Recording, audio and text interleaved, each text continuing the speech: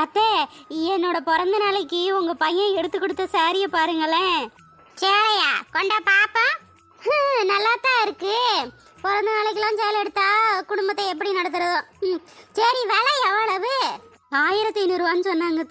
1500 ரூபாயா?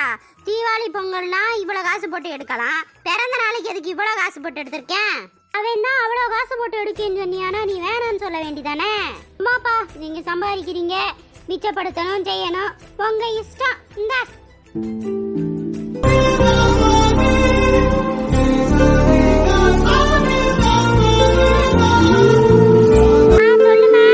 வாட்ஸ்அப்ல ஒரு சாரி போட்டோ அனுப்புறேன், பாத்தியாமா? பார்த்தேன், நல்லா தான் இருக்கு. மாப்பிள்ளை எடுத்து கொடுத்தாரா? ஆமாமா, என்னோட ஃப்ரெண்டோட பையனுக்கு பர்த்டே பார்ட்டின்னு அவ கூப்பிட்டு இருந்தாளா, சேலையே நான் அவர்கிட்ட வேற புலம்பிட்டு இருந்தேன்னா அதான் எடுத்துட்டு வந்து கொடுத்தாருமா. சரி, எம்பிட்டு 2000? 2000 ரூபாயா? சரிம்மா. உன் ஃப்ரெண்டோட ஃபங்க்ஷனுக்கு போறேன்னு சொன்னதுக்கே மாப்பிள்ளை 2000 ரூபாய்க்கு சேலை எடுத்து கொடுத்தாரா? சரிம்மா, இதுல இருந்தே தெரியல அவர் உன் மேல எவ்வளவு அன்பு வச்சிருக்காருன்னு. மகன் தன்னோட பொண்டாட்டிக்கு 1 ரூபாய் அதிகமாக செலவழிச்சிட்டாலும் சிக்கனத்தை பற்றி பேசுவாங்க.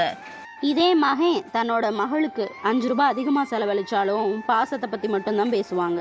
இந்த வீடியோ பற்றி உங்கள் கருத்தை கமெண்ட்டில் சொல்லுங்கள். இந்த வீடியோ பிடிச்சிருந்தா லைக் பண்ணுங்கள், சப்ஸ்கிரைப் பண்ணுங்கள். தேங்க்ஸ் ஃபார் வாட்சிங். தேங்க்யூ.